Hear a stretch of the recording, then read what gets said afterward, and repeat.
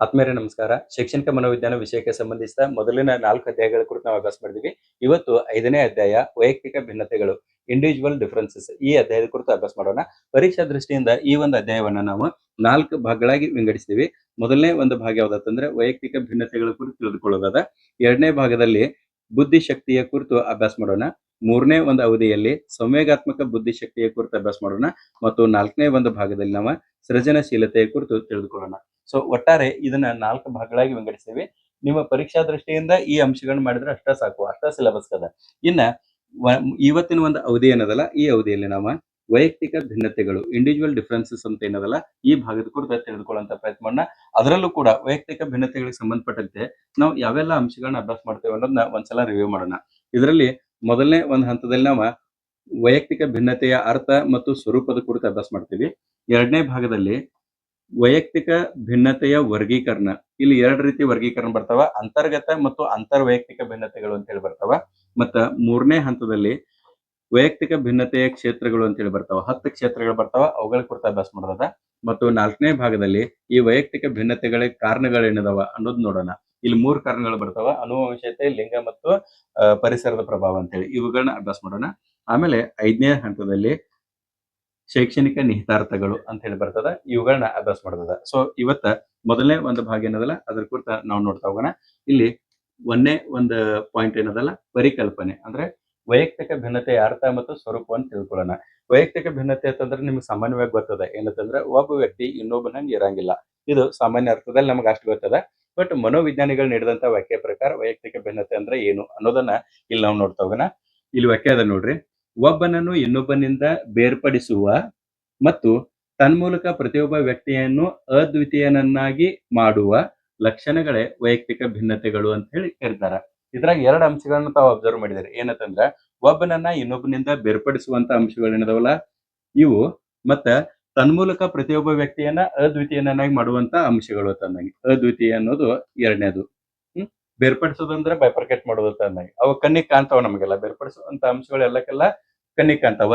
ಮತ್ ಇನ್ನೊಂದ್ ಯಾವ್ದೈತಿ ಹೇಳ್ರಿ, ಅದ್ವಿತೀಯ ಅಂದ್ರೆ ಯುನಿಕ್ನೆಸ್ ಏನದ, ಇದು ಕಣ್ಣಿಗೆ ಕಾಣಂಗಿಲ್ಲ, ಬಟ್ ಸಾಮರ್ಥ್ಯದಾಗ ಗೊತ್ತಾಗ್ತದ. ಗೊತ್ತಾಯ್ತಾ? ಸೊ ಈ 2 ಅಂಶಗಳಿಂದ ಏನೇನು ಭಿನ್ನತೆಗಳದಾವಲ್ಲ ಅದನ್ನ ನಾವು ವೈಯಕ್ತಿಕ ಭಿನ್ನತೆಗಳು ಅಂತೇಳಿ ಕರಿತೇವೆ. ಅಂದ್ರೆ ಈ ಲಕ್ಷಣಗಳನ್ನ ಹೊಂದಿರಬೇಕು ಅಂತಂದ್ರೆ. ಇನ್ನು ಉದಾಹರಣೆ ಕೊಟ್ಟು ಹೇಳೋದಾದ್ರೆ ನಂದ ನಿಮ್ಮದ ಕೂಡೆ ಉದಾಹರಣೆ ಕೊಡ್ತಾನೆ. ಈಗ ನೋಡ್ರ, ನಾನು ನಿಮಗಿಂತ ಯಾವ ರೀತಿ ಭಿನ್ನವಾಗಿದ್ದಾನ ಬೇರ್ಪಡಿಸುವಂತ ಅಂಶಗಳನ್ನ ನೋಡೋಣ. ಇವೆಲ್ಲಾನು ಕಣ್ಣಿಗೆ ಕಾಣುವಂತ ಅಂಶಗಳು. ನಾನ್ ನಿಮ್ಗಿಂತ ಎತ್ತರ ಇರಬಹುದು ಅಥವಾ ನಿಮ್ಗಿಂತ ಕುಳ್ಳನಾಗಿರ್ಬೋದು. ನಾನ್ ನಿಮ್ಗಿಂತ ದಪ್ಪನಾಗಿರ್ಬೋದು ಅಥವಾ ನಿಮ್ಗಿಂತ ಸಪೂರ್ನಾಗಿರ್ಬೋದು. ಗೊತ್ತಾಯ್ತಾ?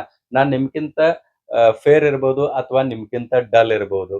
ಈ ಗುಣಗಳು ಏನಿದಾವಲ್ಲ ಇವೆಲ್ಲ ಕಣ್ಣಿಗೆ ಗೋಚರಿಸುವಂತ ಸಂಗತಿಗಳೇನಿದಾವಲ್ಲ ಇವೆಲ್ಲಾನು ಒಬ್ಬನನ್ನ ಇನ್ನೊಬ್ಬನಿಂದ ಬೇರ್ಪಡಿಸುವಂತ ಅಂಶಗಳದು.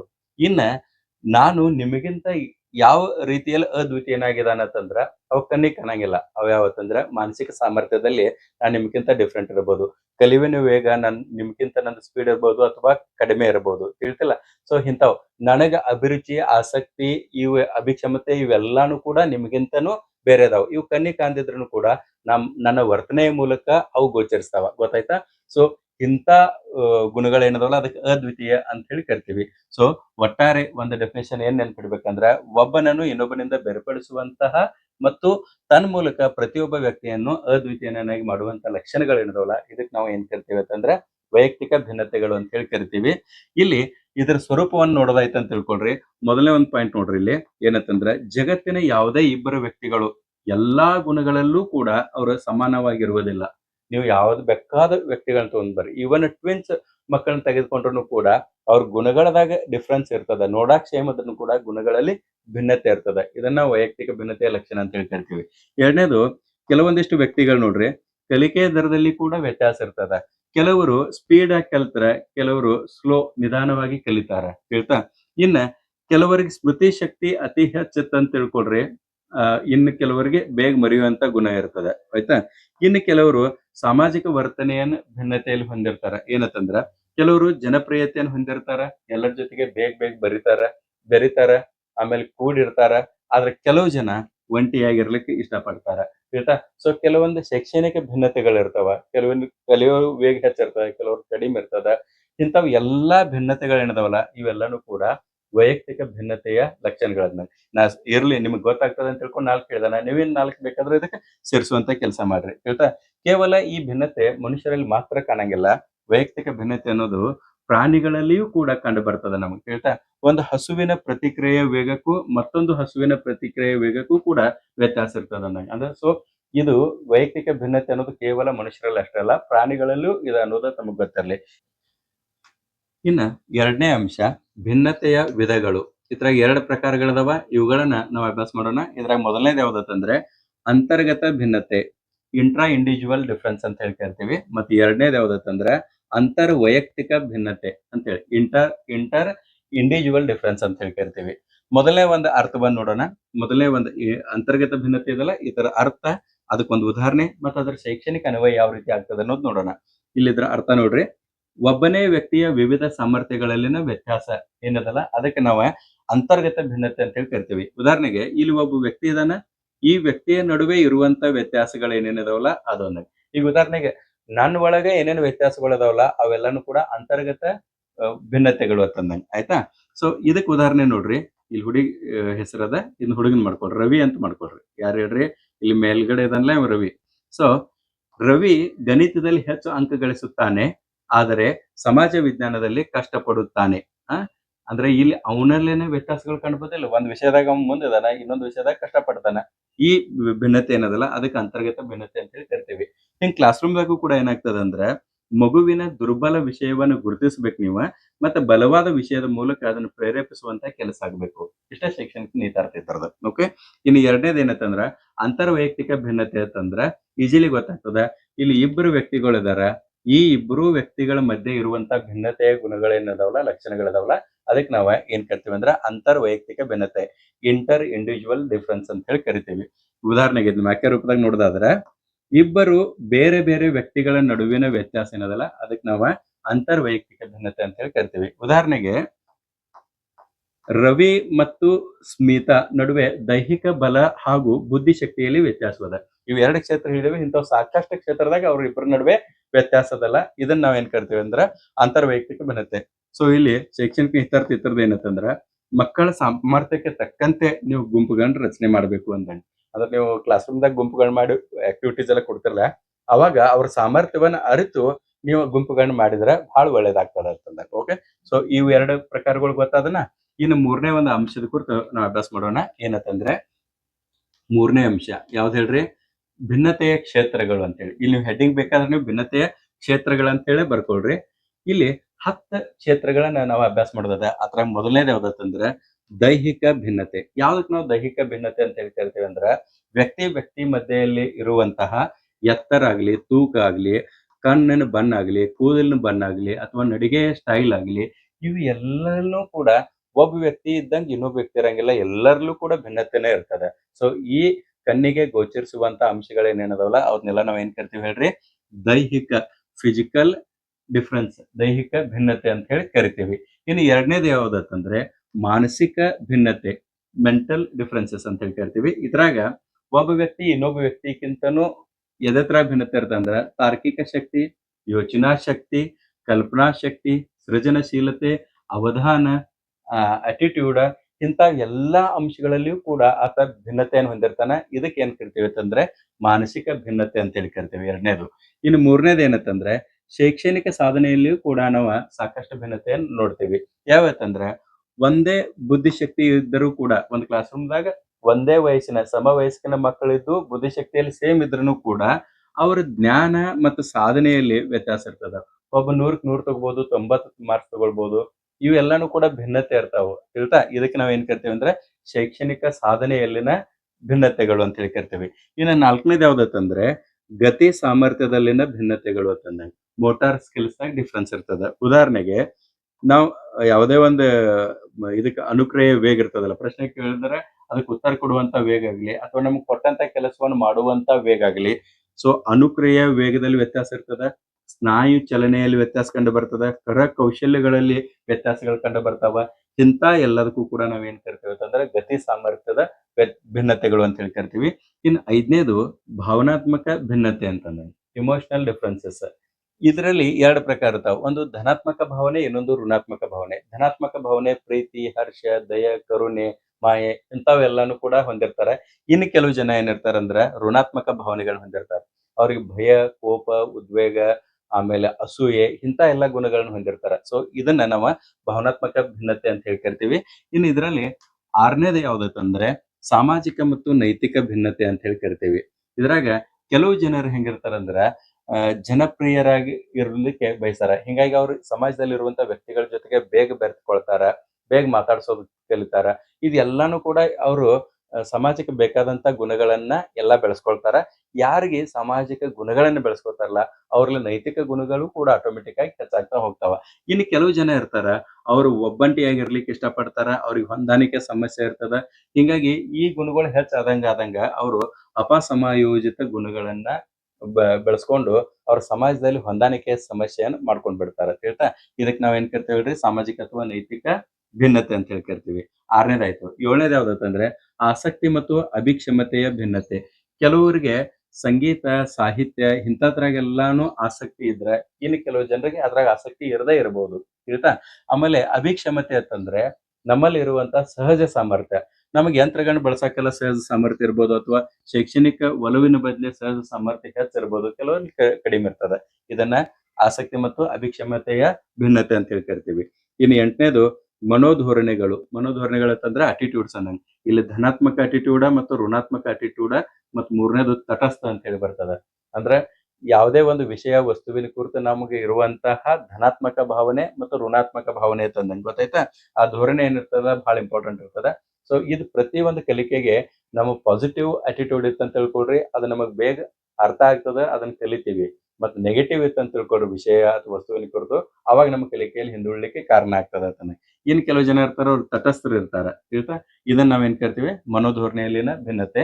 ಮತ್ತಿನ್ನು 9ನೇದು ಯಾವ್ದತ್ತಂದ್ರೆ ಕಲಿಯುವಿಕೆ, ಲರ್ನಿಂಗ್ ಸ್ಟೈಲ್ಸ್. ಕೆಲವರು ಕಲಿಯುವ ವೇಗ ಹೆಚ್ಚಿರ್ತದೆ, ಕೆಲವ್ರದ್ದು ಸ್ಲೋ ಇರ್ತದೆ. ಕೆಲವರು ಹಿಂದಿನ ಅನುಭವವನ್ನು ಬಳಸ್ಕೊಂಡು ಕಲಿತಾರ, ಕೆಲವರು ಹಿಂದಿನ ಅನುಭವಗಳನ್ನ ಮರೆತಿರ್ತಾರ. ಮತ್ ಕೆಲವೊಬ್ರು ಉಪಕರಣಗಳ ಬಳಕೆಯನ್ನು ಮಾಡ್ಕೊಂಡು ಕಲಿತಾರ, ಕೆಲವು ಏನೂ ಬಳಸದೆ ಕಲಿತಾರ. ಸೊ ಇಂಥ ವ್ಯತ್ಯಾಸ ಇರೋದಕ್ಕೆ ಕಲಿಯುವಿಕೆಯಲ್ಲಿ ವ್ಯತ್ಯಾಸಗಳು ಅಥವಾ ಭಿನ್ನತೆಗಳು ಅಂತ ಹೇಳ್ತಿರ್ತೀವಿ. ಕೊನೆಯದು ಯಾವ್ದತ್ತಂದ್ರೆ ವ್ಯಕ್ತಿತ್ವ, ಪರ್ಸನಾಲಿಟಿ ಬಹಳ ಇಂಪಾರ್ಟೆಂಟ್. ಸೊ ವ್ಯಕ್ತಿತ್ವದ ಕುರಿತು ಬಹಳಷ್ಟು ಮನೋವಿಜ್ಞಾನಿಗಳು ತಮ್ಮ ಪ್ರಕಾರಗಳನ್ನ ತಿಳಿಸಿದಾರ. ಅದ್ರಾಗ ಕಾರ್ಲ್ ಜಂಗ್ ಅನ್ನೋರು ಹೇಳಿದಾರೆ ಏನಂತಂದ್ರೆ 3 ರೀತಿ ಮನುಷ್ಯರು ಇರ್ತಾರ. ಒಬ್ರು ಅಂತರ್ಮುಖಿಗಳು ಇರ್ತಾರ, ಅವ್ರು ತಮ್ಮ ಭಾವನೆಗಳನ್ನ ವ್ಯಕ್ತಪಡಿಸಂಗಿಲ್ಲ, ತಮ್ಮೊಳಗೆ ತಾವೇ ಇರ್ತಾರ, ತಮ್ಮ ಗುಂಗಿನಾಗ ತಾವು ಇರೋದಕ್ಕೆ ಅಂತರ್ಮುಖಿಗಳು ಅಂತ ಹೇಳ್ತಿರ್ತೇವೆ. ಬಹಿರ್ಮುಖಿಗಳು ಇವ್ರು ಎಲ್ಲರ ಜೊತೆಗೂ ಕೂಡ ಬೆರೆತಿರ್ತಾರ, 2ನೇದು. ಮತ್ ಇನ್ನೊಂದು ಉಭಯಮುಖಿ ಅಂತೇಳಿ 3 ರೀತಿ ವರ್ಗೀಕರಣ ಮಾಡಿದ್ದಾರೆ. ಯಾರು ಹೇಳ್ರಿ? ಕಾರ್ಲ್ ಜಂಗ್ ಅವರು. ಇನ್ನ ಈ ವ್ಯಕ್ತಿತ್ವ ಟಾಪಿಕ್ ಬಂದಾಗ ಈ ತರದ ಎಲ್ಲಾ ಪ್ರಕಾರಗಳನ್ನು ಕೂಡ ನಾನು ನಿಮಗೆ ಹೇಳುವಂತ ಕೆಲಸ ಮಾಡ್ತೇನೆ. ಸೊ ಇವಿಷ್ಟೇನ್ 10 ಕ್ಷೇತ್ರಗಳಿದಾವಲ್ಲ, ಇವ ವೈಯಕ್ತಿಕ ಭಿನ್ನತೆಯ ಕ್ಷೇತ್ರಗಳು ಅಂತ ಹೇಳಿ ನಾವ್ ಇದಕ್ಕೆ ಕರಿತೀವಿ.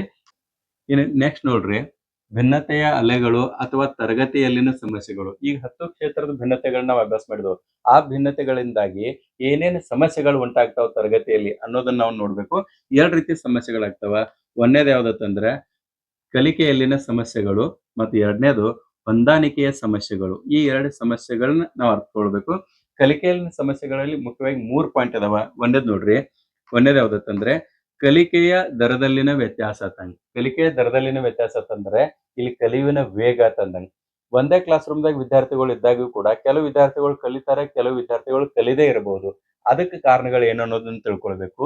2ನೇದು ಏನಂತಂದ್ರ ಆಸಕ್ತಿಗಳಲ್ಲಿನ ವೈವಿಧ್ಯತೆ ಅನ್ನಂಗ್. ಒಬ್ಬೊಬ್ಬರಿಗೆ ಮ್ಯಾಥ್ಸ್ ಸೈನ್ಸ್ ಇಂಟ್ರೆಸ್ಟ್ ಇರ್ತದೆ, ಇನ್ನೊಬ್ಬರಿಗೆ ಸೈನ್ಸ್ ಮತ್ತು ಭಾಷೆಗಳಲ್ಲಿ ಇಂಟ್ರೆಸ್ಟ್ ಇರ್ತದೆ. ಇನ್ನು ಕೆಲವರಿಗೆ ಈ ಎಲ್ಲಾ ವಿಷಯಗಳದಾಗ ಇಂಟ್ರೆಸ್ಟ್ ಇರಂಗಿಲ್ಲ, ಅವ್ರಿಗೆ ಆಟದಾಗ ಇಂಟ್ರೆಸ್ಟ್ ಇರ್ತದೆ. ಇನ್ನು ಕೆಲವರಿಗೆ ಪಠ್ಯೇತರ ಚಟುವಟಿಕೆಗಳು, ಉದಾಹರಣೆಗೆ ನಾವು ಡ್ರಾಯಿಂಗ್ ಆಗಲಿ, ಸಿಂಗಿಂಗ್ ಆಗಲಿ, ಡಾನ್ಸ್ ಆಗಲಿ ಇಂಥದ್ರಾಗ ಆಸಕ್ತಿ ಇರಬಹುದು. ಸೊ ಈ ಆಸಕ್ತಿಗಳಲ್ಲಿನ ವೈವಿಧ್ಯತೆಯನ್ನು ಕೂಡ ಅರ್ಥ ಮಾಡ್ಕೊಳ್ಬೇಕು. ಇನ್ನು 3ನೇದು ಯಾವ್ದತ್ತಂದ್ರೆ ಇದ್ರಾಗ ಇಲ್ಲಿ ನೋಡ್ರ 3ನೇದು ಭಾಷಾ ಸಾಮರ್ಥ್ಯದಲ್ಲಿನ ಏರುಪೇರು. ಭಾಷೆ ಕುರಿತು ಕೂಡ ಎಲ್ಲಾ ವಿದ್ಯಾರ್ಥಿಗಳಲ್ಲಿ ಸೇಮ್ ಆಸಕ್ತಿ ಇರಂಗಿಲ್ಲ, ಅಲ್ಲಿಯೂ ಕೂಡ ಡಿಫ್ರೆನ್ಸ್ ಇರ್ತದ. ಸೊ ಭಾಷೆಯನ್ನು ಪ್ರಬುದ್ಧವಾಗಿ ಬೆಳೆಸಿಕೊಳ್ಳುವಂತ ಸಾಮರ್ಥ್ಯ ಎಲ್ಲರನ್ನೂ ಕೂಡ ಇರಂಗಿಲ್ಲ. ಸೊ ಈ ವ್ಯತ್ಯಾಸಗಳು ಏನದಲ್ಲ, ಇವ ಕಲಿಕೆಗೆ ಸಂಬಂಧಪಟ್ಟಂತ ವ್ಯತ್ಯಾಸಗಳು. ಇನ್ನು 2ನೇದು ಹೊಂದಾಣಿಕೆಯ ಸಮಸ್ಯೆಗಳು ಅಂತಂದಂಗೆ. ಇವು ಬಹಳಷ್ಟು ಕಲಿಕೆಯ ಮೇಲೆ ಎಫೆಕ್ಟ್ ಮಾಡ್ತಾವ. ಏನಂತಂದ್ರೆ 1ನೇದು ಶೈಕ್ಷಣಿಕ ಹಿಂಜರಿಕೆ. ಒಟ್ಟು ಸ್ಕೂಲ್ ಅಂದ್ರೆ ಬ್ಯಾಡ್ ಅನ್ನೋ ಲೆಕ್ಕಕ್ಕೆ ಇರ್ತಾವ ಸಣ್ಣಗಿರ್ತಾವ ಮಕ್ಕಳ. ಅದಕ್ಕೆ ಶೈಕ್ಷಣಿಕ ಹಿಂಜರಿಕೆ. ಯಾಕಂದ್ರ ಅಲ್ಲಿ ವಾತಾವರಣ ಅವ್ರಿಗೆ ಏನಾದ್ರೂ ಒಂದು ಭಯವನ್ನು ಉಂಟು ಮಾಡಿರ್ತದ, ಅದಕ್ಕಾಗಿ ಆ ಹಿಂಜರಿಕೆ ಬರ್ತದ. ಮತ್ತೆ ಎರಡನೇದು ಏನಂತಂದ್ರ ಸಮವಯಸ್ಕರೊಡನೆ ಬೆರೆಯಲು ವಿಫಲ. ಅವರು ತಮ್ಮ ಏಜ್ಡ್ ಮಕ್ಕಳ ಜೊತೆಗೆ ಹೆಚ್ಚು ಫ್ರೆಂಡ್ಶಿಪ್ ಮಾಡ್ಕೊಂಡು ಆಟ ಎಲ್ಲ ಆಡ್ಬೇಕು, ಬಟ್ ಇಲ್ಲಿ ಕೆಲವು ಜನ ಹಂಗ ಬೆರೆಯಂಗಿಲ್ಲ. ಅದು ಎರಡನೇದು. ಮತ್ ಮೂರನೇದು ಏನಂತಂದ್ರ ತಾರುಣ್ಯಾವಸ್ಥೆಯಲ್ಲಿ ಭಾವನೆಗಳ ಮೇಲೆ ಹಿಡಿತವಿಲ್ಲದೆ ಇರುವುದು ಅಂತ ನಂಗೆ ಹೇಳ್ತಾ. ಸೊ ಈ ಮೂರು ಅಂಶಗಳು ನಮಗೆ ಹೊಂದಾಣಿಕೆ ಆಗ್ಲಿಕ್ಕೆ ಸಮಸ್ಯೆಗಳು ಆಗ್ತಾವ. ಸೊ ಇಲ್ಲಿ ಎದಕ್ಕೆ ಇವು ಎರಡು ಅಂಶಗಳನ್ನ ನಾವು ಅಭ್ಯಾಸ ಮಾಡ್ಬೇಕಂದ್ರೆ, ಇಷ್ಟು ಸಮಸ್ಯೆಗಳು ಇದಾವ ಅನ್ನೋದು ನಮಗೆ ಮೊದಲೇ ಗೊತ್ತಿರಬೇಕು. ಇದು ಯಾರು ಕೂಡ ಬಂದು ನಿಮ್ ಮುಂದೆ ಹೇಳಂಗಿಲ್ಲ ಇಂಥದ್ದು ಆಕೈತಿ ಅಂತ ತಿಳ್ಕೊಂಡು. ಬಟ್ ಶಿಕ್ಷಕರಾದವ್ರಿಗೆ ಈ ಸಮಸ್ಯೆಗಳನ್ನ ಅರ್ಥಕೊಂಡು ಇದಕ್ಕೆ ಪರಿಹಾರ ಏನೇನು ಸೂಚಿಸಬೇಕು, ಅವ್ರ ಜೊತೆಗೆ ಹೆಂಗಿರಬೇಕು ಅನ್ನೋದನ್ನ ಈ ಒಂದು ಕಾನ್ಸೆಪ್ಟ್ ಅನ್ನ ಕೊನೆಯಲ್ಲಿ ನಾವು ಹೇಳ್ತೇವೆ. ಶೈಕ್ಷಣಿಕ ನೀತಿ ಬರ್ತದಲ್ಲ, ಅವಾಗ ಹೇಳ್ತೇನೆ ನಾನು ನಿಮ್ಗೆ. ಓಕೆ, ಸೊ ನೆಕ್ಸ್ಟ್ ಇನ್ನ ನಾಲ್ಕನೇ ಒಂದು ಅಂಶ ಯಾವ್ದಂದ್ರೆ ಭಿನ್ನತೆಗೆ ಕಾರಣಗಳು ಯಾವ್ದಾವ ಅದನ್ನ ನಾವು ಅಭ್ಯಾಸ ಮಾಡ್ಬೇಕು. ಸೊ ಇಲ್ಲ ಈಗಾಗಲೇ ಹೇಳ್ದಂಗೆ ನಿಮಗೆ 3 ಕಾರಣಗಳದಾವ. ವೈಯಕ್ತಿಕ ಭಿನ್ನತೆಗಳಿಗೆ 3 ಕಾರಣಗಳದಾವ. ಒಂದನೇದು ಯಾವ್ದಂದ್ರ ಅನುವಂಶೀಯತೆ, ಆಮೇಲೆ ಎರಡನೇದು ಲಿಂಗ, ಮತ್ತು ಮೂರನೇದು ಯಾವ್ದಂದ್ರೆ ಪರಿಸರದ ಪ್ರಭಾವದಿಂದಾಗಿ ಭಿನ್ನತೆಗಳು ಉಂಟಾಗ್ತಾವ. ಸೊ ಒಂದೇದ್ ನೋಡ್ರಿ, ಅನುವಂಶೀಯತೆ ಹೆಂಗ್ ಕಾರಣದ ಅನ್ನೋದ, ಇದನ್ನ ನಾವು ಎರಡನೇ ಒಂದು ಟಾಪಿಕ್ ದಾಗ ಡಿಟೇಲ್ ಆಗಿ ಅಭ್ಯಾಸ ಮಾಡಿದೀವಿ. ಆದ್ರೂ ನೋಡ್ರಿ, ವರ್ಣತಂತುಗಳು ಮತ್ತು ಗುಣಾನುಗಳ ಮೂಲಕ ಬರುವ ಗುಣಗಳೇನಿದಾವಲ್ಲ, ಅವ ನಮ್ಮಲ್ಲಿ ಒಬ್ಬನಿಂದ ಇನ್ನೊಬ್ಬನನ್ನ ನಮ್ಮ ಭಿನ್ನತೆಯನ್ನಾಗಿ ಮಾಡಿದಾವ. ಉದಾಹರಣೆಗೆ ದೈಹಿಕ ಲಕ್ಷಣಗಳಾಗ್ಲಿ ಅಥವಾ ಮೂಲ ಬುದ್ಧಿಶಕ್ತಿ ಆಗ್ಲಿ ನಮಗ ಮತ್ತು ನಿಮ್ಗ ವ್ಯತ್ಯಾಸ ಇರ್ಲಿಕ್ಕೆ ಕಾರಣ ಏನಂತಂದ್ರ, ನಮ್ಮ ತಂದೆ ತಾಯಿಗಳ ಗುಣಾನುಗಳನ್ನ ನಾನ್ ಪಡೆದುಕೊಂಡಿದ್ದೇನೆ, ನಿಮ್ಮ ತಂದೆ ತಾಯಿಗಳ ಗುಣಾನುಗಳನ್ನ ನೀವು ಪಡೆದುಕೊಂಡು ಹುಟ್ಟಿದಿರಿ. ಹೀಗಾಗಿ ನನಗೂ ಮತ್ತು ನಿಮಗೂ ಸಾಕಷ್ಟು ವ್ಯತ್ಯಾಸಗಳು ಇರ್ತಾವ. ಇನ್ನು ನಿಮ್ಮ ಏಜ್ ತಕ್ಕಂತೆ ನೋಡೋದಾದ್ರೂ ಕೂಡ ಸಾಕಷ್ಟು ಅಂತ ವ್ಯತ್ಯಾಸಗಳು ಇರ್ತಾವ. ಅದಕ್ಕೆ ಕಾರಣ ಏನಂತಂದ್ರೆ ಅನುವಂಶತೆಯ ಗುಣಗಳಿಂದಾಗಿ ಭಿನ್ನತೆ ಇರ್ತದೆ. ಎರಡನೇದು ಲಿಂಗ. ಇಲ್ಲಿ ಹೆಣ್ಣು ಮತ್ತು ಗಂಡು ಇದು ಕೂಡ ಬಹಳಷ್ಟು ಪ್ರಭಾವ ಆಗ್ತದೆ. ಉದಾಹರಣೆಗೆ ನೋಡೋದಾದ್ರೆ, ಬಾಲಕಿಯರು ಹುಡುಗಿಯರು ಏನಿರ್ತಲ್ಲ, ಅವ್ರು ಎದತ್ರಾಗ ಸ್ಟ್ರಾಂಗ್ ಇರ್ತಾರಂತಂದ್ರೆ ಅವ್ರಿಗೆ ಸ್ಮೃತಿ ಶಕ್ತಿ ಹೆಚ್ಚಿರ್ತದೆ, ಕೈಬರ ಬಹಳಷ್ಟು ನೀಟಾಗಿ ಇರ್ತದೆ. ಹುಡುಗರಿಗೆ ಕಂಪೇರ್ ಮಾಡಿದ್ರೆ ಹುಡುಗಿಯರು ಬಹಳಷ್ಟು ನೀಟಾಗಿ ಬರೆಯುವಂತ ಕೆಲಸವನ್ನು ಮಾಡ್ತಾರೆ. ಆಮೇಲೆ ಭಾಷೆಯಲ್ಲಿ ಅವ್ರು ಮುಂದಿರ್ತಾರೆ, ಹೇಳ್ತಾ ಬಹಳಷ್ಟು ಚೆನ್ನಾಗಿ ಮಾತನಾಡುವಂತ ಕಲೆ ಹುಡುಗಿಯರಿಗೆ ಹೆಚ್ಚಿರ್ತದೆ. ಇನ್ನು ಹುಡುಗರಿಗೆ ಬಂತಂತ ತಿಳ್ಕೊಡ್ರಿ, ಇವ್ರ ಮ್ಯಾಥ್ಸ್ ದಾಗ ಹೆಚ್ಚು ಸ್ಟ್ರಾಂಗ್ ಇರ್ತಾರೆ, ಅಂದ್ರೆ ತರ್ಕ ಶಕ್ತಿ ಇವ್ರಿಗೆ ಹೆಚ್ಚಿರ್ತದೆ, ಗತಿ ಸಾಮರ್ಥ್ಯದಲ್ಲಿ ಇವ್ರಿಗೆ ಹೆಚ್ಚಿರ್ತದ. ಆಟದಾಗ ಗ್ರೌಂಡ್ ದಾಗೆಲ್ಲ ಇವ್ರ ಹೀರೋಗಳು, ಹೇಳ್ತಾ. ಇನ್ನು ವಿಜ್ಞಾನದಲ್ಲಿಯೂ ಕೂಡ ಇವ್ರು ಮುಂದಿರ್ತಾರೆ. ಇಲ್ಲಿ ನೀವು ಸಾಮಾನ್ಯವಾಗಿ ಇದನ್ನ ಅಬ್ಸರ್ವ್ ಮಾಡ್ಬೋದು. 10th ಸೆಕೆಂಡ್ ಇಯರ್ ಎಕ್ಸಾಮ್ಸ್ ಏನಿರ್ತಾವಲ್ಲ, ಇವು ಹೆಚ್ಚ ಸ್ಮೃತಿ ಶಕ್ತಿಗೆ ಸಂಬಂಧಿಸಿದಂತ ಪ್ರಶ್ನೆಗಳು ಬಹಳ ಇರೋದ್ರಿಂದ ನೆನಪಿಟ್ಕೊಂಡು ಯಾರು ಬರೀತಾರಲ್ಲ ಅವ್ರಿಗೆ ಇಲ್ಲಿ ಹೆಚ್ಚು ಮಾರ್ಕ್ಸ್ ಬರ್ತಾವ. ಅದಕ್ಕೆ ಯಾವಾಗ್ಲೂ ನೋಡ್ರಿ, ಬಾಲಕಿಯರ ಮೇಲುಗೈ ಅಂತೇಳಿ ಪೇಪರ್ದಾಗ ಓದ್ತೀರಿ. ಬಟ್ ಅಲ್ಲಿಂದ ಮುಂದೆ ಸೈಂಟಿಸ್ಟ್ ಎಲ್ಲ ಹೆಚ್ಚು ಯಾರದಾರ ಹೇಳ್ರಿ, ಹುಡುಗರ ಹೆಚ್ಚಿರ್ತಾರೆ. ಯಾಕಂದ್ರೆ ತರ್ಕ ಶಕ್ತಿ, ಕಲ್ಪನಾ ಶಕ್ತಿ, ಅಮೂರ್ತ ಆಲೋಚನಾ ಶಕ್ತಿ ಇವೆಲ್ಲಾನು ಕೂಡ ಈ ಹುಡುಗರ್ಲೆ ಹೆಚ್ಚಿರ್ತದ. ಹಿಂಗಾಗಿ ಬಾಲಕರಲ್ಲಿ ಹೆಚ್ಚಿರೋದ್ರೆ ಸೈಂಟಿಸ್ಟ್ ಇಲ್ಲ. ಹುಡುಗಿಯರು ಆಗಿಲ್ಲ ಅಂತಲ್ಲ, ಇವರು ಸೈಂಟಿಸ್ಟ್ ಇದಾರ, ಬಟ್ ಕಂಪೇರ್ ಮಾಡಿದ್ರ ಹುಡುಗರ ಸಂಖ್ಯೆ ಹೆಚ್ಚದ. ಗೊತ್ತಾಯ್ತಾ? ಇನ್ನು ಮೂರನೇದು, ಇದಕ್ಕೆ ಕಾರಣ ಏನ ಅಂತ ನೀವು ಕೇಳೋರು. ಕಾರಣ ಏನಂತಂದ್ರ, ಹೆಣ್ಮಕ್ಳಿಗೆ ಆ ಅವಕಾಶ ಸಿಗಂಗಿಲ್ಲ. ಮದುವೆ ಆದ ಕೂಡಲೇ ಅವ್ರು ಬಹಳಷ್ಟು ಸಮಸ್ಯೆಗಳನ್ನ ಎದುರಿಸ್ತಾರ. ಆಮೇಲೆ ಇವ್ರಿಗೆ ಸಾಮಾಜಿಕ ಜವಾಬ್ದಾರಿ, ಮನೆಯ ಜವಾಬ್ದಾರಿ ಹೆಚ್ಚಿರೋದ್ರಿಂದ ಇವರು ಹುಡುಗರಷ್ಟೇ ಫ್ರೀ ಆಗಿ ಮುಂದೆ ಕಲಿಕೆ ಆಗಂಗಿಲ್ಲ. ಅದಕ್ಕಾಗಿ ಇವರು ಸೈಂಟಿಸ್ಟ್ ಆಗ್ಲಿ ಅಥವಾ ದೊಡ್ಡ ದೊಡ್ಡ ಕೆಲಸಗಳನ್ನ ಇವ್ರು ಮಾಡದೇ ಇರಬಹುದು. ಗೊತ್ತಾಯ್ತಾ? ಇನ್ನು ಮೂರನೇದು ಪರಿಸರ ಅಂತೇಳಿ. ಪರಿಸರ ಹೆಂಗೆ ಪ್ರಭಾವ ಅಂದ್ರೆ, ಇಲ್ಲಿ ನೋಡ್ರಿ, ತಾಯಿಯ ಗರ್ಭದಿಂದ ಹಿಡಿದು ಸಮಾಜದವರೆಗೆ ಪರಿಸರ ನಮ್ಮ ಮೇಲೆ ಪ್ರಭಾವ ಬೀರ್ತದೆ. ಸೊ ಇಲ್ಲಿ ಕುಟುಂಬದ ಆರ್ಥಿಕ ಸ್ಥಿತಿ ಇರ್ಬೋದು, ಪೋಷಕರ ಶಿಕ್ಷಣ ಇರ್ಬೋದು, ಅಥವಾ ಸಮವಯಸ್ಕರ ಪ್ರಭಾವ ಇರ್ಬೋದು. ಇವುಗಳ ಎಲ್ಲಾ ಪ್ರಭಾವದಿಂದಾಗಿ ಏನಾಗ್ತದೆ ಹೇಳ್ರಿ, ಭಿನ್ನತೆ, ವೈಯಕ್ತಿಕ ಭಿನ್ನತೆ ಇರ್ತದೆ ಅನ್ನಂಗೆ. ಸೊ ಭಿನ್ನತೆ ಕಾರಣಗಳು ಕೂಡ ನಮ್ಗೆ ಗೊತ್ತಾದನ. ಇಲ್ಲಿ ಮುಂದುವರೆದು 5ನೇ ಒಂದು ಅಂಶ ಯಾವ್ದು ಹೇಳ್ರಿ, ಶೈಕ್ಷಣಿಕ ನಿಹಿತಾರ್ಥಗಳು. ಶಿಕ್ಷಕರ ಆಸ್ತರಗಳು ಅಂತ ಹೇಳಿ ಕರಿಬಹುದು, ಅಥವಾ ಶೈಕ್ಷಣಿಕ ಕ್ರಮಗಳು ಅಂತ ಹೇಳಿ. ಏನೇನ್ ನಾವು ಆಸ್ ಎ ಟೀಚರ್ ಇಂಡಿವಿಜುವಲ್ ಡಿಫ್ರೆನ್ಸ್ಗಳು ನಮ್ಗೆಲ್ಲ ಗೊತ್ತಾಗಿದಾವ. ಇನ್ನು ನಾವು ಏನೇನ್ ಕ್ರಮ ಕೈಗೊಳ್ಬೇಕು ಅನ್ನೋದು ನೋಡ್ರಿ. ಒಂದೇದು ಅಂತಹ ಸಾಮರ್ಥ್ಯಗಳ ಅರಿವು. ಇಲ್ಲಿ ವಿದ್ಯಾರ್ಥಿಗಳಲ್ಲಿ ಏನೇನ್ ಡಿಫ್ರೆನ್ಸ್ ಇದಾವಲ್ಲ ಅವನ್ನೆಲ್ಲ ನಿಮ್ಗೆ ಗೊತ್ತಾಗ್ಬೇಕು. ಬುದ್ಧಿಶಕ್ತಿ, ಆಸಕ್ತಿ, ಅಭಿಕ್ಷಮತೆ, ಇಂಥವೆಲ್ಲ ಪರೀಕ್ಷೆಗಳನ್ನ ನಡೆಸೋದು, ಮತ್ತೆ ಯಾರ್ಯಾರ ಕೆಪಾಸಿಟಿ ಎಷ್ಟದ, ಎಬಿಲಿಟಿ ಎಷ್ಟೆಷ್ಟದ ಅನ್ನೋದನ್ನ ನೀವು ತಿಳ್ಕೊಳ್ಬೇಕು. ಆಮೇಲೆ ಶಾಲಾ ಸಂಚಯನ ದಾಖಲೆ, ಕ್ಯುಮ್ಯುಲೇಟಿವ್ ರೆಕಾರ್ಡ್ಸ್ ಅಂತ ಹೇಳ್ತಿರ್ತೀವಲ್ಲ, ಅದನ್ನೆಲ್ಲ ನೀವು ಪ್ರತಿಯೊಬ್ಬ ವ್ಯಕ್ತಿಗೆ ಸಂಬಂಧಪಟ್ಟಂತೆ, ವಿದ್ಯಾರ್ಥಿಗೆ ಸಂಬಂಧಪಟ್ಟಂತೆ ರೆಕಾರ್ಡ್ ಮೇಂಟೈನ್ ಮಾಡಿರ್ಬೇಕು. ಮತ್ತ ಅವ್ರು ಎಲ್ಲೆಲ್ಲಿ ಹಿಂದಿದಾರಲ್ಲ ಯಾವ ವಿಷಯದಲ್ಲಿ, ಅಲ್ಲಿ ಮಾರ್ಗದರ್ಶನ ಮಾಡುವಂತ ಕೆಲಸ ಆಗ್ಬೇಕು. ಎರಡನೇದು ಸಾಮರ್ಥ್ಯ ಅನುಸಾರ ಗುಂಪುಗಳ ರಚನೆ. ನೀವು ಕ್ಲಾಸ್ ರೂಮ್ದಾಗ ಏನಾದ್ರು ಅಂತ ಕೆಲಸ ಕೊಡೋದಾದ್ರೆ ಸಮಾನ ಸಾಮರ್ಥ್ಯದ ಮಕ್ಕಳನ್ನು ಒಂದೇ ಗುಂಪಿನಲ್ಲಿ ಸೇರಿಸಿ ನೀವು ಬೋಧಿಸಬೇಕು. ಅವಾಗ ಅವ್ರು ಕೇಳ್ತಾರೆ, ಈಗ ಒಂದು ಕ್ಲಾಸ್ ರೂಮ್ದಾಗ ಒಂದ್ 40 ಜನ ಇದಾರೆ ಅಂತ ತಿಳ್ಕೊಳ್ರಿ, 20 ಜನ ಒಂದ್ ಸ್ಪೀಡ್ ದವ್ರದಾರ, ಇನ್ 20 ಜನ ಸ್ವಲ್ಪ ಸ್ಲೋ ಲರ್ನರ್ ಅದಾರ. ಅವಾಗ 2 ಗುಂಪುಗಳನ್ನ ಮಾಡ್ರಿ, 2 ಸಲ ಟೀಚ್ ಮಾಡ್ರಿ. ಸರ್ ಅಷ್ಟೆಲ್ ಟೈಮ್ ಇರ್ತದ್ರಿ. ಈ ಟೈಮ್ ಅನ್ನ ತೆಗದ್ರ ಅಷ್ಟ ನಿಮ್ಗೆ ಏನಾಗ್ತದೆ ಹೇಳ್ರಿ, ಎಲ್ಲಾ ಮಕ್ಕಳು ಕೂಡ ಸಮಾನವಾಗಿ ಬೆಳೆಯಲು ಅವಕಾಶ ಸಿಗ್ತದೆ, ಮತ್ತೆ ಯಾರೂ ಕೂಡ ವಂಚಿತರಾಗಂಗಿಲ್ಲ. ಆ ಟೈಮ್ ಮ್ಯಾನೇಜ್ಮೆಂಟ್ ಸ್ಕಿಲ್ ಎಲ್ಲ ನಿಮಗೆ ಇರಬೇಕು. ಓಕೆ. ಇನ್ನು ಮೂರನೇದು ಯಾವ್ದಂದ್ರೆ ವೈವಿಧ್ಯಮಯ ಪಠ್ಯಕ್ರಮ. ಕೇವಲ ಪುಸ್ತಕದ ಅಲ್ಲಿರುವಂತ ವಿಷಯಗಳನ್ನ ಅಷ್ಟೇ ಬೋಧನೆ ಮಾಡದೆ ಅವ್ರಿಗೆ ಸಹಪಠ್ಯ ಚಟುವಟಿಕೆಗಳಿಗೆ ಸಮಾನ ಅವಕಾಶವನ್ನು ಕೊಡಬೇಕು.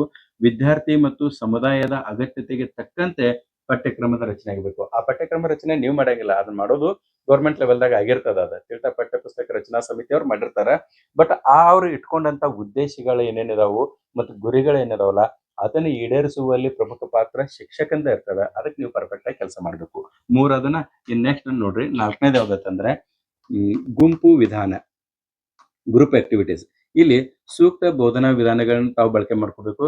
ವಿದ್ಯಾರ್ಥಿ ಕೇಂದ್ರೀಕೃತ ಮತ್ತು ಚಟುವಟಿಕೆ ಆಧಾರಿತ ವಿಧಾನಗಳ ಮೂಲಕ ನೀವೇನ್ ಮಾಡ್ಬೇಕಂದ್ರೆ ಗುಂಪುಗಳನ್ನ ಮಾಡಿ ಅವ್ರಿಗೆ ನೀವು ಆಕ್ಟಿವಿಟೀಸ್ ಅನ್ನ ಮಾಡಿಸ್ಬೇಕು ಅಂತ. ಅವಾಗ ಅವ್ರ ಕಲಿಕೆ ಈಜಿ ಆಗ್ತದ, ಹೊಂದಾಣಿಕೆ ಗುಣಗಳೆಲ್ಲನೂ ಹೆಚ್ಚಿಗೆ ಆಗ್ತಾವ ಅಂದಂಗೆ. ಇನ್ನು 5ನೇದು ಯಾವ್ದಂದ್ರೆ ಸ್ವಯಂ ಕಲಿಕಾ ವಿಧಾನಗಳು ಅಂತ ಹೇಳಿ. ಇದು ಬಹಳ ಇಂಪಾರ್ಟೆಂಟ್ ಅದ. ಇದು ಜಸ್ಟ್ ನಾನು ನಿಮಗೆ ಹೆಡ್ಡಿಂಗ್ ಅಷ್ಟೇ ಹೇಳ್ಬಿಡ್ತಾನೆ. ಏನಂತಂದ್ರೆ ಇದ್ರಾಗ 3 ಇವು ಬರ್ತಾವ. ಒಂದು ಕಾರ್ಯಕ್ರಮಾನ್ವಯ ಕಲಿಕೆ ಅಂತ ಹೇಳಿ ಬರ್ತದೆ. ಇವು ಹೊಸ ಹೊಸ ವಿಧಾನಗಳದಾವ. ಕಾರ್ಯಕ್ರಮಾನ್ವಯ ಕಲಿಕೆ ಅಂತಂದಂಗೆ ಅಂದ್ರೆ ಒಂದು ವಿಷಯವನ್ನ ವಿವಿಧ ಭಾಗಗಳನ್ನಾಗಿ ಮಾಡಿ ಈಜಿದಿಂದ ಟಫ್ ಅಂದ್ರೆ ಸರಳತೆಯಿಂದ ಕಠಿಣತೆ ಕಡೆಗೆ ಒಯ್ಯುವಂತ ಕೆಲಸ ಏನದಲ್ಲ ಅದಕ್ಕೆ ಕ್ರಮಾನುಗತ ಅಥವಾ ಕಾರ್ಯಕ್ರಮಾನ್ವಯ ಕಲಿಕೆ ಅಂತ ಹೇಳಿ ಕರಿತೇವೆ. 1ನೇ ಸ್ಟೆಪ್ ಮುಗಿಸಿದ ಕೂಡಲೇ 2ನೇ ಮುಗಿಸಿದ ಕೂಡಲೇ 3ನೇ ಮುಗಿಸೋಣ 4ನೇದು. ಈ ರೀತಿ ಅದು ಒಂದು ವಿಧಾನ ಅದ ತಿಳಿತಾ. ಇನ್ನು 2ನೇದು ಬೋಧನಾ ಯಂತ್ರಗಳು ಅಂತೇಳಿ, ಅಂದ್ರೆ ಇಲ್ಲಿ ಟೀಚಿಂಗ್ ಲರ್ನಿಂಗ್ ಮೆಟೀರಿಯಲ್ಸ್ ಬರ್ತಾವ. ಸೊ ಅವುಗಳನ್ನ ಉಪಯೋಗಿಸ್ಕೊಳ್ಬೇಕು. 3ನೇದು ಡಾಲ್ಟನ್ ಯೋಜನೆ ಅಂತ ಹೇಳಿ ಬರ್ತದ. ಆಮೇಲೆ 4ನೇದು ಇಲ್ಲಿ ಸ್ವಲ್ಪ ಮಿಸ್ ಆಗ್ಯದ, ಕರೆಕ್ಟ್ ಆಗಿ ಬರ್ದಿಲ್ಲ, ಇದನ್ನ ಹೇಳ್ತಾ ನೋಡ್ರಿ. ವಿನೇಟಕ ಅಂತ ಹೇಳಿ ಒಂದು ಯೋಜನೆ ಅದ. ವಿನೇಟಕ ಯೋಜನೆ. ಸೊ ಇದು 4ನೇದು. ಇವು ತಮ್ಮದೇ ವೇಗದಲ್ಲಿ ಕಲಿಯುವಂತ ಅವಕಾಶವನ್ನು ಒದಗಿಸ್ತಾವ. ಯಾವ್ದು ಹೇಳ್ರಿ? ಡಾಲ್ಟನ್ ಯೋಜನೆ ಮತ್ತು ವಿನೇಟಕ ಯೋಜನೆ. ಇವುಗಳ ಕುರಿತು ನಿಮ್ಗೆ ಇನ್ನಷ್ಟು ಮಾಹಿತಿ ಬೇಕಾದ್ರೆ ಕಮೆಂಟ್ ಬಾಕ್ಸ್ ನ ಹಾಕ್ರಿ. ನಾ ಅದರ ಕುರಿತ ಒಂದು 10 ನಿಮಿಷ ಒಂದು ಸಪರೇಟ್ ವಿಡಿಯೋ ಮಾಡಿ ಕೊಡ್ತಾನೆ. ಯಾಕಂದ್ರೆ ಒಬ್ಬ ಟೀಚರ್ಗ ಈ ವಿಧಾನಗಳು ಏನಿದಾವಲ್ಲ, ಸ್ವಯಂ ಕಲಿಕಾ ವಿಧಾನಗಳು, ಇವು ಗೊತ್ತಿರಬೇಕು. ಓಕೆ.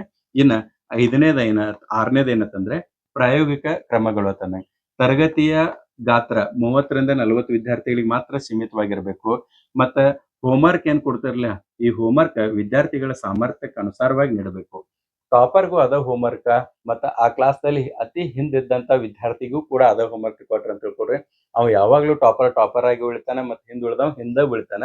ಅದಕ್ಕೆ ಅವ್ರವ್ರ ಸಾಮರ್ಥ್ಯಕ್ಕೆ ಅನುಸಾರವಾಗಿ ನೀವು ಅವ್ರ ಕಡೆಯಿಂದ ಕೆಲಸವನ್ನು ತೆಗೆದುಕೊಳ್ಳುವಂತದ್ದು ನೀವು ಮಾಡ್ಬೇಕು. ಅವಾಗ ಎಲ್ಲರೂ ಪರ್ಫೆಕ್ಟ್ ಆಗ್ತಾರ ಅಂದಂಗೆ. ಓಕೆ. ಇನ್ನ ಮುಂದುವರೆದು 6ದು ಇದು 7ನೇದು ನೋಡ್ರಿ. 7ನೇದು ಏನಂತಂದ್ರೆ ವೃತ್ತಿ ಮಾರ್ಗದರ್ಶನ ಮಾಡುವಂತಹ ಕಲೆ ನಿಮ್ಮಲ್ಲಿ ಇರಬೇಕು. ಮಗುವಿನ ಆಸಕ್ತಿ ಮತ್ತು ಸಾಮರ್ಥ್ಯಕ್ಕೆ ತಕ್ಕಂತೆ ಭವಿಷ್ಯದ ವೃತ್ತಿಯನ್ನ ಆಯ್ಕೆ ಮಾಡ್ಕೊಳ್ಳಿಕ್ಕೆ ನೀವು ನೆರವು ನೀಡಬೇಕು.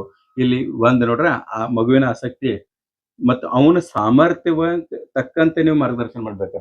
ಈಗ ಫಾರ್ ಎಕ್ಸಾಂಪಲ್ ನೀವು 10th ತನಕ ಟೀಚ್ ಮಾಡ್ತೀರ ಅಂತ ತಿಳ್ಕೊಳ್ರಿ. ಅವ್ರ ತಂದೆ ತಾಯಿಗಳು ಬಂದು ಕೇಳಿದಾಗ ಸೈನ್ಸ್ ಚಲೋ ಐತಿ, ಸೈನ್ಸ್ ಹಾಕ್ರಿ ಅಂತ ಹೇಳಂಗಿಲ್ಲ. ಆ ಮಗುವಿನ ಆಸಕ್ತಿ ಸೈನ್ಸ್ ಅಲ್ಲಿ ಐತೋ ಇಲ್ಲೋ ಇದನ್ನ ನೀವು ಅರ್ಥ ಮಾಡ್ಕೊಳ್ಬೇಕು. ಆಮೇಲೆ ಆ ಮಗುವಿನ ಸಾಮರ್ಥ್ಯ ಸೈನ್ಸ್ ಮಾಡಕ್ ಹೇಳಿದ್ರೆ ಅದು ಕಂಪ್ಲೀಟ್ ಮಾಡ್ತಾನೋ ಇಲ್ಲೋ ಅದು ನಿಮ್ಗೆ ಗೊತ್ತಿರಬೇಕು. ಅದಕ್ಕೆ ಆಸಕ್ತಿ ಮತ್ತು ಸಾಮರ್ಥ್ಯ ಇವು ಎರಡನ್ನು ಪರಿಗಣಿಸಿ ನೀವು ಗೈಡೆನ್ಸ್ ಮಾಡುವಂತ ಕೆಲಸವನ್ನು ಮಾಡ್ಬೇಕು ಅಂದಂಗೆ. ಇದಾಯ್ತಾ. ಆಮೇಲೆ 8ನೇದು ಮತ್ತು ಕೊನೆಯದು ಯಾವ್ದಂದ್ರೆ ಶಿಕ್ಷಕರಾದವ್ರು ಮಾಡುವಂಥದ್ದು ವೈಯಕ್ತಿಕ ಮಾರ್ಗದರ್ಶನ, ಪರ್ಸನಲ್ ಗೈಡೆನ್ಸ್. ಏನಂತಂದ್ರೆ ತಾರುಣ್ಯದಲ್ಲಿ ಎದುರಾಗುವ ಹೊಂದಾಣಿಕೆಯ ಸಮಸ್ಯೆಗಳನ್ನ ಬಗೆಹರಿಸಿ ಅವರಲ್ಲಿ ಆತ್ಮವಿಶ್ವಾಸ ತುಂಬುವಂತ ಕೆಲಸವನ್ನು ಮಾಡಬೇಕು. ಇದು ಬಹಳ ಇಂಪಾರ್ಟೆಂಟ್ ಅದ. ಯಾಕಂದ್ರೆ ಈ ಹಂತದಲ್ಲಿ ಅವರು ಕಾಲೇಜಲ್ಲಿ ಇರಲ್ಲ, ನಿಮ್ ಜೊತೆಗೇನೆ ಇರ್ತಾರೆ. 9th 10th ಶುರು ಆಗಿಬಿಡ್ತದ. ಆಮೇಲೆ ಮುಂದೆ ಕಾಲೇಜ್ಗೆ ಹೋಗ್ತಾರ. ಬಟ್ ಆರಂಭದ ಸಮಸ್ಯೆಗಳು ಇರ್ತಾವಲ್ಲ, ಅವು ನಂತರ ಇರಂಗಿಲ್ಲ. ಆರಂಭದಾಗ ನೀವು ಅದನ್ನ ಸರಿಪಡಿಸಿಬಿಟ್ರಿ ಅಂತ ತಿಳ್ಕೊಳ್ರಿ, ಕಾಲೇಜ್ ಲೆವೆಲ್ದಾಗ ಆ ಮೆಚುರಿಟಿಗೆ ತಕ್ಕಂತೆ ಅವ್ರು ವರ್ತನೆಯನ್ನು ತೋರ್ತಾರೆ. ಅದಕ್ಕೆ ವೈಯಕ್ತಿಕ ಮಾರ್ಗದರ್ಶನ ಅನ್ನೋದಲ್ಲ, ಇದು ವೈಯಕ್ತಿಕ ಮಾರ್ಗದರ್ಶನ, ಇದು ಎಜುಕೇಶನ್ಗೆ ಅದಕ್ಕೆ ಸಂಬಂಧ ಇಲ್ಲ. ಬಟ್ ಇದನ್ನ ನೀವು ಅವ್ರನ್ನ ಪರ್ಫೆಕ್ಟ್ ಆಗಿ ಇದನ್ನ ಗೈಡ್ ಮಾಡ್ರಿ ಅಂತ ತಿಳ್ಕೊಳ್ರಿ, ಅದು ಶಿಕ್ಷಣದ ಮೇಲೆ ಪ್ರಭಾವ ಬೀರಿ ಅವ್ರನ್ನ ಒಳ್ಳೆಯವರನ್ನಾಗಿ ಮಾಡ್ತದ. ತಿಳಿತಾ.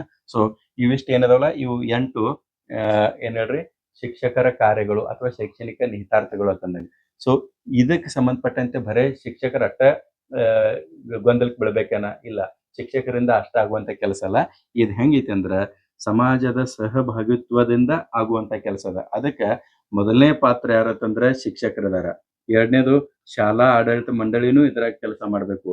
ಆಮೇಲೆ ಪೋಷಕರು ಕೆಲಸ ಮಾಡ್ಬೇಕು. ಸರ್ಕಾರ, ಸ್ವಯಂ ಸೇವಾ ಸಂಸ್ಥೆಗಳು ಇವು ಎಲ್ಲಾರು ಸೇರಿ ಒಗ್ಗೂಡಿ ಮಗುವಿನ ಮೂಲಭೂತ ಅಗತ್ಯತೆಗಳನ್ನ ಪೂರೈಸಬೇಕು ಅಂತಂದಂಗ. ಅವಾಗ ಅಷ್ಟೇ ನೋಡ್ರಿ ಮಗು ಸರ್ವತೋಮುಖ ಬೆಳವಣಿಗೆ ಅಂತ ಹೇಳಿ ಶಬ್ದ ಕೇಳಿದಿರಲ್ಲ, ಆ ಮಗು ಸರ್ವತೋಮುಖ ಬೆಳವಣಿಗೆಯನ್ನ ಹೊಂದುತ್ತದೆ ಅಂತಂದಂಗ. ಗೊತ್ತಾಯ್ತಾ?